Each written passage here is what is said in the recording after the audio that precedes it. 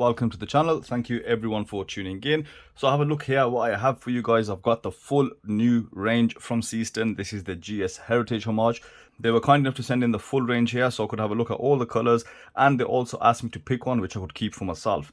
Now it was a very tough choice, I gotta say. I was stuck between this gray and that silvery white dial, and I actually at the end of it opted to go for this silvery white dial. So this is the watch that I will be reviewing. However, with all these being here, that means I can give you guys a chance to have a look at all the other colors across the board. It also helps give me a chance to look at consistency between all these watches, just to make sure, you know, they're all okay. So Seestern as a brand have got a lot going for them, and I think what's clear with Seestern, they try to give you the best quality possible for a very reasonable price.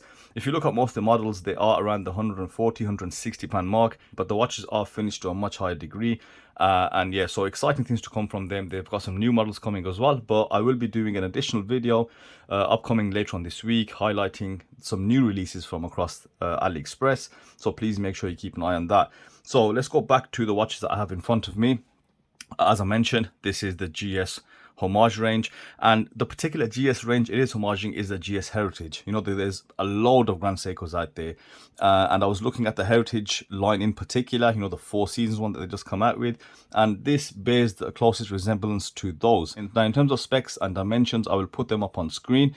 I won't really go into them because I think in terms of specs, it's all basically the same that we usually see from everyone, and I'll try and save some time on that and focus more on this review. Now, I do want to point out one more thing, that you will hear some background noise in this video. It is quite hot in the UK, thankfully. However, me being in the loft means it is really hot for me. It's like a sauna in here, so I've got the window open, so you'll hear a bit of noise in the background now and then. Now, going back to these beautiful watches in front of me, you have a total of 5 colors available. I'll show you those just shortly. Let's talk about the price. You can get these watches from 2 different places. You can actually get them from the Seestern website, and you can get them from Aliexpress. So if you look on Aliexpress, you're looking at around £197, which is around $240 with no discount codes available. But on the Seestern watches website, you will get it slightly cheaper at around $225 or $29, which is about £180. Now, Seestern have also provided a discount code of $15. The code is Watcher15. I'll put that up on screen for you guys to see. So you get additional $15 off, which brings the watch in at a really good price. So should you choose to purchase one of these following this review, they'll all be linked within the description. So please go ahead. I do advise use the website, but you can also use Aliexpress. It's totally up to you. So that being said, let's give you guys a showcase at the colors in front of me. So let's start off to my right. We've got this really nice and deep blue dial that is available on the Seestern website for this GS Heritage Homage. It's a very nice blue. That blue second hand does kind of disappear into that blue. I gotta say, it doesn't really stand out too much, but the hands do stand out really nicely. And yeah, you know, it's quite hard to get the right kind of blue. Generally, Seikos, the divers, they use that really drab and quite a dark blue, but this one is quite vibrant, and I do like that particular shade. Now moving on to this one that I was going to choose, that grey dial. I love this grey, but I think in terms of legibility, this is probably the least legible dial from the range that you see here. Now I understand in the light, you know, this is direct light, you can see the hands. However, when you do take it just away from the direct light, I think it does suffer slightly. The hands aren't as distinguished, still visible, no doubt, but I just think the legibility does slightly suffer on this dial, but still a stunning looking dial, very nice grey. And you know what, I'm still debating, but I think I'm quite happy with the one that I've gone for. So this brings me to that silvery white dial. You can tell why I chose this. Very clean dial, bright, that really nice combination of silver and white. You can see that brushed horizontal lines on that dial quite clearly on this one. The hands just match it so well, and that blued second hand against white background also does stand out. So this is the one that I am going to keep, and I gotta say I'm happy with my choice. So let's move on to this gorgeous light blue. Really nice, and that's a decent shade as well. I'm glad it's not that Tiffany blue that's going on everywhere, so it's time to move away from that, I think. And then moving on to the last one, and they have this ivory dial. With this dial, it's a bit flat. It's probably my least favorite amongst all the colors. I feel it is a bit too yellow, perhaps. I know it's supposed to be ivory. Maybe if it's just a touch lighter, a couple of shades lighter, or maybe a bit more of a clear champagne color, maybe a sunburst even, or a sunray, that would look better. But That's just my personal taste anyway. And another thing to also note, when it comes to this ivory dial, you'll notice this actually does not have a chapter ring, and you'll find the minute markers are actually printed on the dial. Very nicely done. And of course, there'll be people that do like this ivory dial as well. So these are all the colors. I'll get them out the way so we can focus on the watch in hand. Now, a note about dimensions and about the watch this is homaging. So as I mentioned, this is supposed to be homaging the GS Heritage line. And while the dimensions, they're 40mm across on this watch, 47mm lug length, and you're looking at a 14mm thickness. That is the only difference in comparison to the GS Heritage that I'm talking about. Those are 13mm thick. So it's not much difference between that, and I think it's good to see how faithful they are to the original watch. They've also got the 21mm lug width as well, so that's quite interesting to see. And in terms of the thickness, as I mentioned, you know, that 14mm versus 13mm, it does make a bit of a difference, but you know, you got to remember they are using the NH35, and they've also got this box sapphire crystal. So a 14mm on a 40mm diameter case, not the worst, I gotta say, but you know, perhaps they could focus on making it just slightly slimmer if there ever were to be a version 2, but I'll leave most of these comments for the summary. To point out some of the, you know, really distinguishing features on this watch, I've had this watch for a few days, and I gotta say they have done that GS Heritage line a fair bit of justice. This watch is finished so immaculately, and I really love what they've done with the dial. Starting off with that texture, this horizontal brushing, as I mentioned, so flawlessly done. It's quite subtle, but it makes such a difference. It gives that watch just that bit of character that you need on the dial. As I mentioned about the ivory, a sunburst would have been nice, but this horizontal brush dials, I think they're the next thing, and it gives it this sort of satin finish. And yeah, I do really like that. As well as the dial texture, you've also got these polished applied hour markers, and you've also got a chapter ring, which I haven't seen in a while on watches. Most watchmakers prefer to use no chapter rings and have the markers on the dial. I can clearly see why. It stops any alignment issues. But with regards to this one, you have zero alignment issues. All the markers on the chapter ring line up perfectly with the markers on the dial, and the hour markers on the dial are so nicely done. You can see how the batons are angled. You've got these polished chamfers all around that baton, and in the center you've got these very clear lines going straight to the center. I wouldn't call it brushed, but definitely it has been machined in that particular way. We've got these very nice straight cuts on all those hour markers. Now these small subtle features, that's what it's all about. You know, this is where the light is going to reflect, and this is where you see that smaller attention to detail, which is what I'd say GS is all about.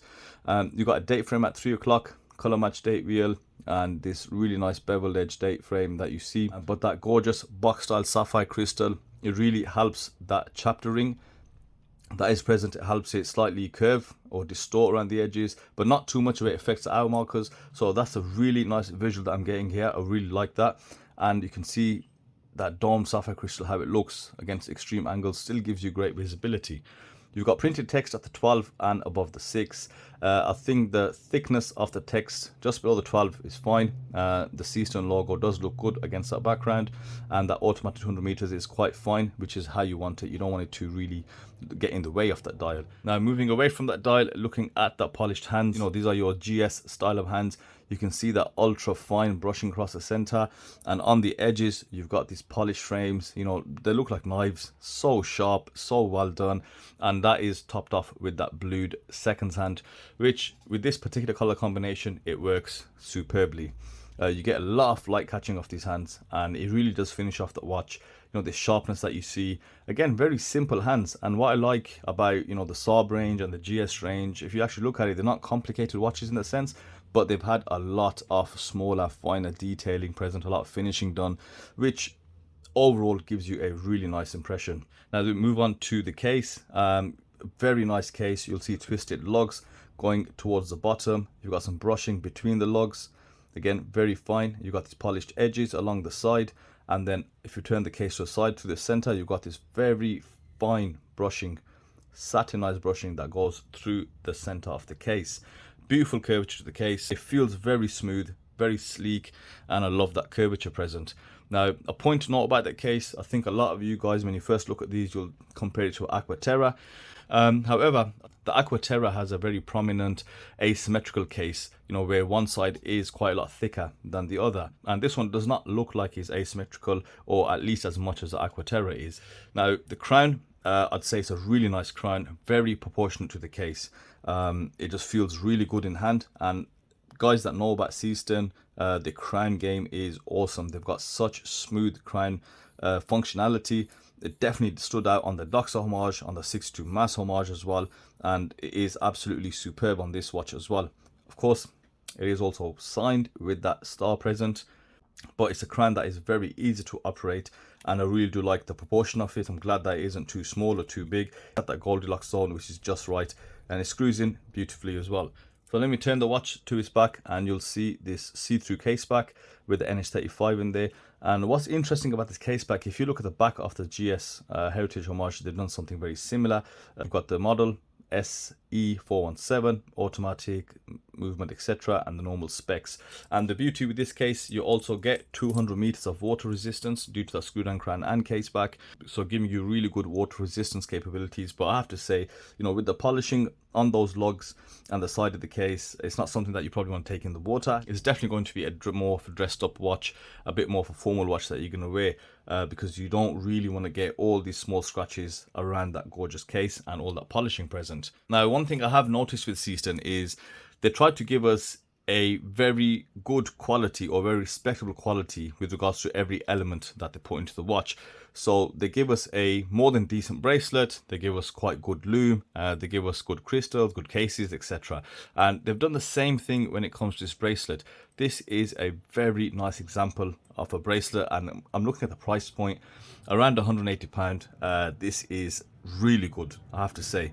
Look at the end links and how they finish and how they fit. Seamless, really good, solid. There's no play in there, there's no movement in there. And you've got this 5-link design where the 2 polished outer links to that center link are also individual, and that polishing and that brushing is super, done to perfection. Satinized brushing, the grain is uniform all the way across, no edginess to the bracelet. You've also got screw-in links, so you got all these premium little features that are very difficult to get on Aliexpress watches for this price point, I have to say. And moving on to the clasp, you've got the usual clasp that is featured on the dive watches, brushed Seestern. You've got 6 micro adjusts, milled of course, and then with that flip, they've polished it just to make it stand out properly. And then open it again, twin pushers. I know on the Doxa, was it, they done the one without the pushers, and I don't really like those clasps. I do like pushers to be obviously a lot easier to do. And yeah, really nice link design. So let's get this on wrist and see how it looks.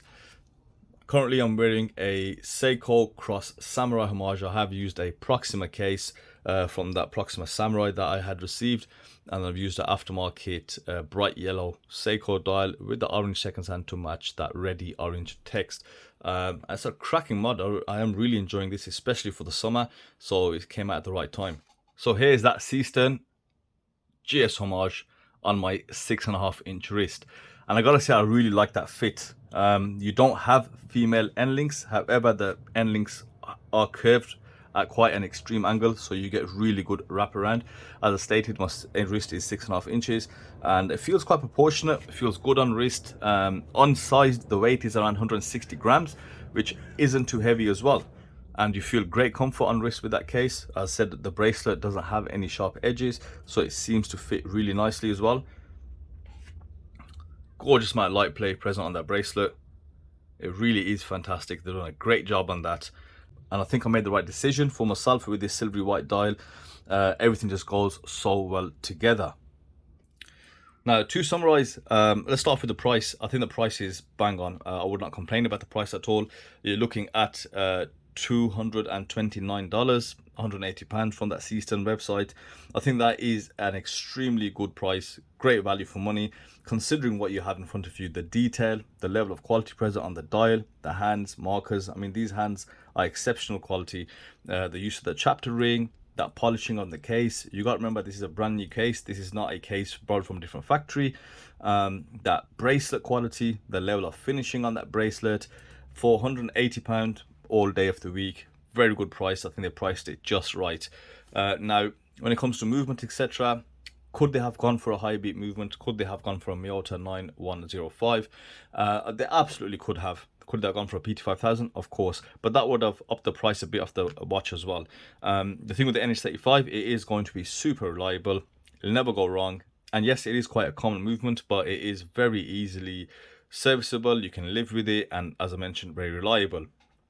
The use of a Miyota or a PT5000 would have put the price closer to $300, I believe, and I still think people would have paid it. But you know, they're trying to get the balance between value for money and a overall good looking watch, and still, as I say, for £180 you will be hard pressed to get this type of quality. So I think they've done really well on this. Very impressed with this dressier line of watches that they're looking at. I can only hope to see more of them in the future, and I can also hear the little voice in the back of my head saying, only if it was 38 millimeters, only if it was 38. While I agree, I think a smaller watch case would have been nicer, but this is homaging the GS Heritage line, which they are 40 millimeters. So yeah, for that reason, it's fine. I think 40 is a good size as well. Of course, in the future, if they do another model, I would like to see a more of a 38 millimeter case, and I'd like to see a very thin bezel, something more like the Saab series, because I'm just dying for anybody from Aliexpress to make a Saab homage. That is a very nice case, or even something like the Hamilton khaki case. I think that 38 millimeter case size is bang on, but it's got to be the right case. In terms of anything else, yes, I have a slight criticism on the clasp. While I don't actually mind the fact that this flip is polished, the whole clasp is going to get scratched. I think for this dressier watch, I would have liked to see maybe a smaller clasp, perhaps. Just something a touch smaller, maybe with 4 micro adjustments, something which have St. Martin have done. They've made smaller clasps for their dressier watches, sportier watches. That would have been nice. And another thing I would like to add is about the handsets. So as I mentioned earlier, not all of the colors suit this particular configuration. The ivory is fine, that silver and that blue looks great. On the light blue, I think you can just about get away with it, but on the darker colors, especially like the gray, maybe a full silver second hand. I mean, I don't know. That's just an observation. I could be wrong. But I just felt out of all of them, it's probably got the least legible dial, perhaps. I really like that blue, very vibrant. And while the hands, for the most part, are visible, that second hand is kind of useless because it does blend in quite a bit. So again, maybe a silver hand, or maybe even a gold second hand. I think that's something to consider, just to shake it up a bit and not to use the same handsets for, you know, all the different colors that they do. But you know, this is the first homage of the GS Heritage that we've seen on Aliexpress from any brand, so there is room for improvement, but currently they've done such an amazing job. I am all for these watches. I definitely recommend you put this in your basket ready for the end of June sale, and I also recommend you check out the website and make sure you are keeping an eye on these watches. And if you like that 40mm size, definitely get yourself one. They are built really well. So that's it from me today. I'm gonna go off and enjoy the rest of this hot day, and I will see you guys on the next video. Thank you for watching.